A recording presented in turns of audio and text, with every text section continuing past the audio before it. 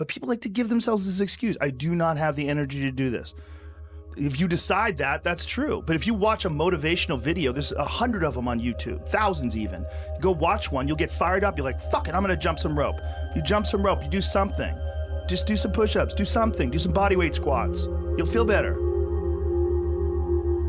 There's also an issue with momentum. You're not used to doing it. It's not a part of your life. It's not something that you're accustomed to pushing yourself. There's been many days where I didn't want to work out. I just didn't feel like I had the energy, and I just forced myself. And I think there's very few people out there that know how to force themselves. Everybody wants to sit on the couch. I don't want to go outside, it's cold. I don't want to do this, it's hot.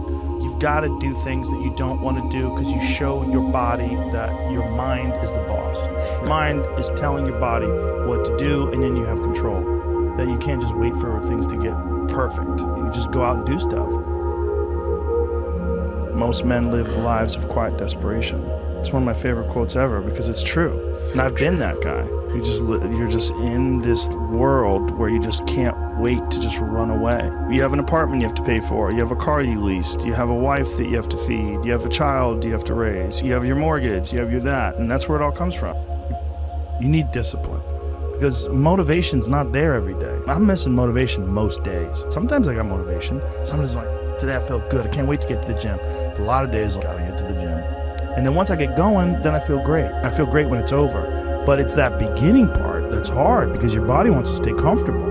Your body will trick you. There's a lot of cynicism in these days about inspiration and about motivation because there's a lot of fake. You can go on Instagram and you see a million of these inspirational quote pages, and they're run by people that are probably depressed. You know, you see a lot of people that are talking about how to get ahead in life, but they're not really doing anything themselves. So there's a lot of cynicism involved in that. Over time, I've learned that these people, you're not going to fix them. I used to want to fix them when I was young. I used to want to go, hey man, I see what you're doing. Dude, don't do that anymore. Listen, just do this and stop doing that and start doing this. And if you just work towards this, you could be successful. And then a week later, the guy's doing the same. I'm wasting a significant amount of my energy on someone who doesn't want to waste any of their energy on themselves.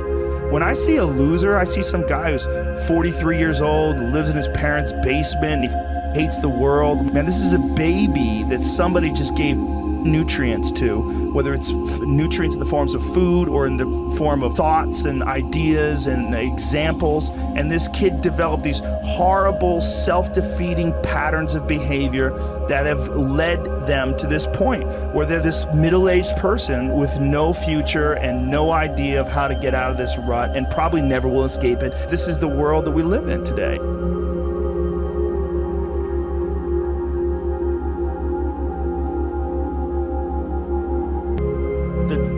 That I've done or the bad mistakes that I've made, they've taught me. You learn. That's why failure is so important. Failing and up and making mistakes, it's very important. That's how you learn. That's how the bad feeling that you get from something that you shouldn't have done or wish you didn't do or wish you did better, especially failing at something where you half-assed it and you just feel like a loser. Like that just teaches you to get your... The opportunity takes place usually when you're young and you don't have any responsibility. That's when you have your options. Well, your options are severely limited the more you gather responsibilities. As a 51-year-old father of 3, married man, pays taxes, has a house and a mortgage and a business and all that jazz, if I had to quit everything now and struggle the way I struggled as a stand-up comedian, it would never work. But the only way I could be this person now is if I took that chance when I was 21, when I was dead broke and had my cars repossessed and all that stuff. That's the only way you ever get where you want to go. You have to take a path that's dangerous, and most people want to take the safe path. The safe path leaves you stuck in quiet desperation. Almost every time, it's hell. You're selling insurance or some other care, zero about. The way you can change is you have to put aside enough money to give yourself a window. And then you have to have a plan, and you have to spend all your waking hours outside of whatever shit job you do planning your escape. And you have to come to the realization very clearly that you f***ed up and you got yourself stuck. So whatever you're doing, you have to do it like your life depends on it. And whether it is, if you're going to try to be an author and you're working 8 hours a day, plus commuting, plus family responsibilities, or whatever else you have, whatever time that you have to attack. You're trying to save the world. You're trying to save your life. You don't want to drown. That 1.5 hours a day that you have to write, God, you better be caffeinated and motivated. You got to get after it, and you got to have discipline. Most people don't have those things. Most people don't understand what it's like to go for something and to know that the consequences of not doing that are horrific. It's dangerous to dwell on past mistakes.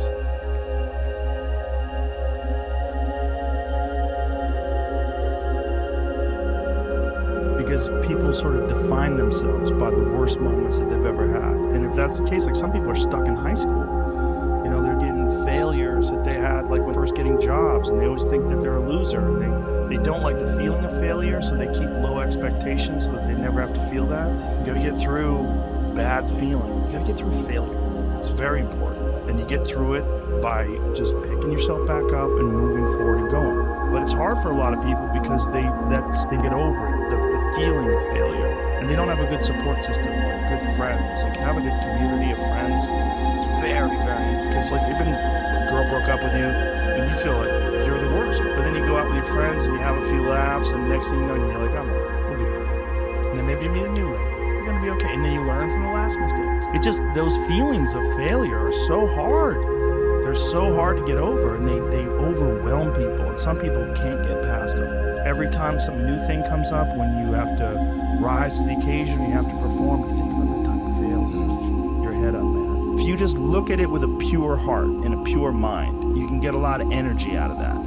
And when you're around happy, inspirational people that are successful, it makes you feel better and you get inspired. And if you act on that inspiration, your life will be more fulfilled. And it's not just inspirational in terms of financial success, but in terms of doing difficult things. There's a great feeling in these overcoming these difficult things, because life is never this just constant state of I'm at a 9 all day, and when I'm with my wife I hit 10, yay, and I stay like that. That's not real. What's real is you saying that you went to this monastery and felt all this about meditating and being alone and not having your phone and not having the input, but then when it comes out of it, then you have this reward. So you push through this, and you had these uncomfortable feelings, and you came out of those uncomfortable feelings with this newfound appreciation for time and this newfound respect for your own existence in your own space and carving out 3 hours for yourself a day. That's where it all comes from. It all comes from life lessons, and the lessons are learned through struggle.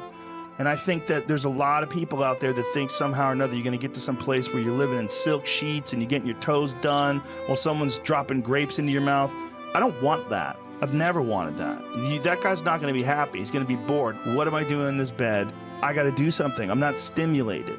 The human organism, the animal that we are, needs constant stimulation because it evolved trying to find food and escape enemies, and find shelter, escape nature, escape the elements, try to survive. And this is the great joy that you have in taking care of your children, that you can protect your children from the elements and the enemies and feed them. And it's also the great sadness that you see in losers.